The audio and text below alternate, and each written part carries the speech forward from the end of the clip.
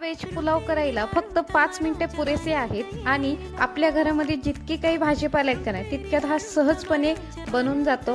हाय, मी निकिता स्वागत करते माझ्या यूट्यूब चॅनलवरती आणि आजपासून ना मी रेसिपी तुमच्यासोबत शेअर करणार आहे। तर आपल्या चॅनलला सबस्क्राईब करायला विसरू नका, जेणेकरून माझे व्हिडिओ तुम्हाला लवकरात लवकर पोहोचतील।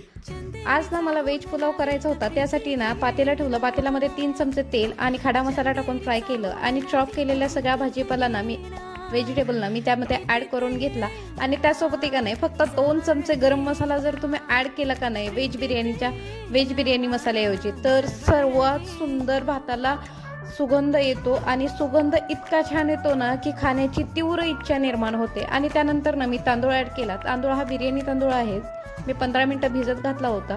तो तांदूळ ॲड केल्यानंतर का नाही मी पाणी ॲड केलं आणि चवीनुसार मीठ ॲड केलं आणि असा काहीतरी भाताचा रंग, राईसचा रंग आला होता। तुम्हाला जर अशी रेसिपी करायची असेल ना तर नक्की करून पहा आणि आपल्या चॅनलला प्लीज सबस्क्राईब करा। भेटू उद्याच्या ब्लॉगमध्ये, बाय।